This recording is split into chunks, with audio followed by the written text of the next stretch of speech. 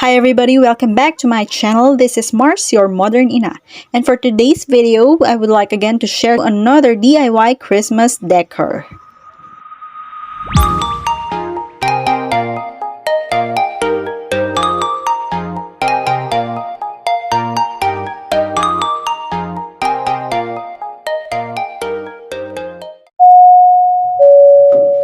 The Christmas decor that we are going to make today is Christmas wreath. For this Christmas wreath, I decided to make two designs, but I will be making use of the same materials that I bought, pero may mga materials lang akong nilagay dun sa isa na wala doon sa isa.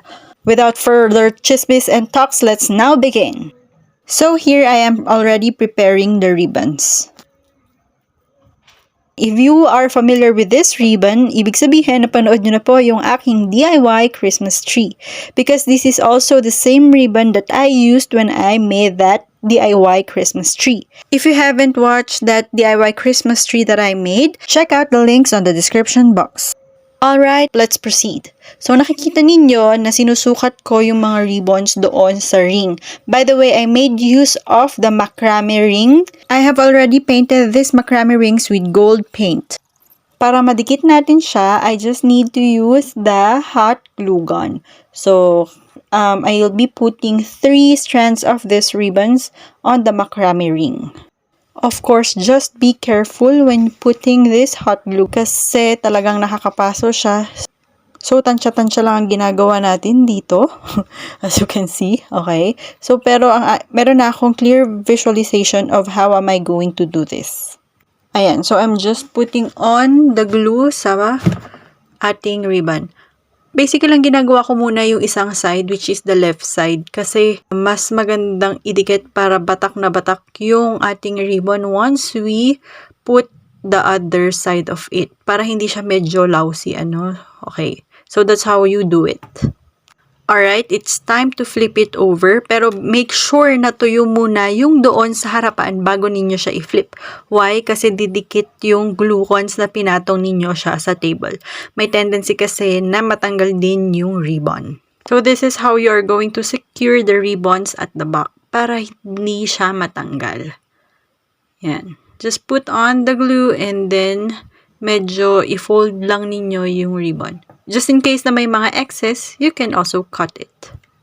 Again, just be careful when you are putting the hot glue. Now we're done with that. Let's now proceed on the next step. So I have here a cinnamon fabric with gold details. This cinnamon fabric is only 35 pesos per yard. So this is I'm going to do it. I'm just going to fold it on both sides kasi nagkakahiwa-hiwala yung other fibers niya eh.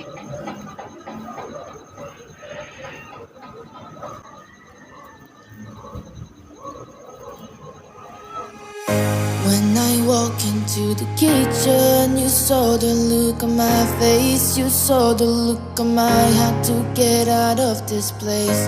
I seen something I've never seen before.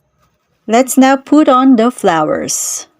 Once again, if you are familiar with this, you really watched that Christmas tree DIY. Thank you very much.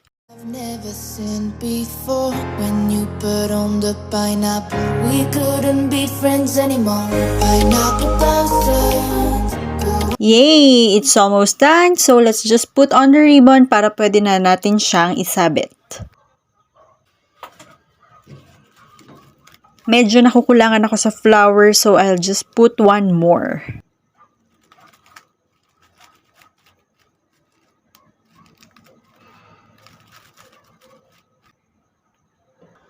And now it's done. Let's now proceed on the second design na I am planning to do.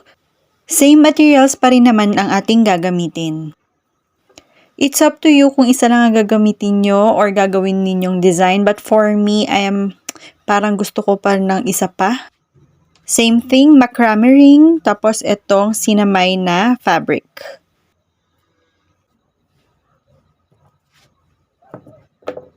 Again, make sure na pati sa likod lalagyan natin ng glue and just secure it there para hindi siya matanggal.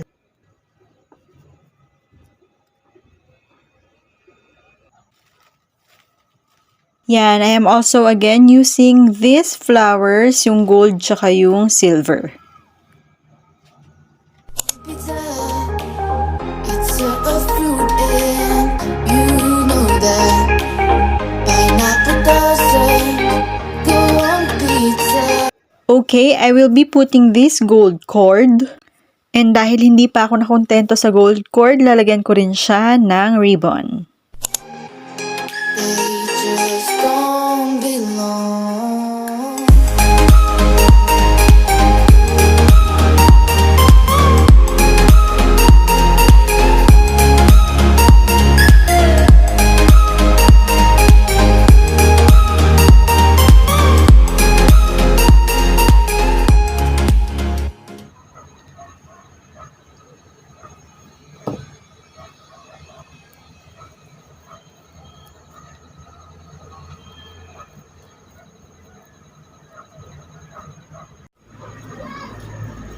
Since ayaw nating itapon yung mga pwede pang gamitin, I'll be making a ribbon out of this excess or scrap na sinamay fabric.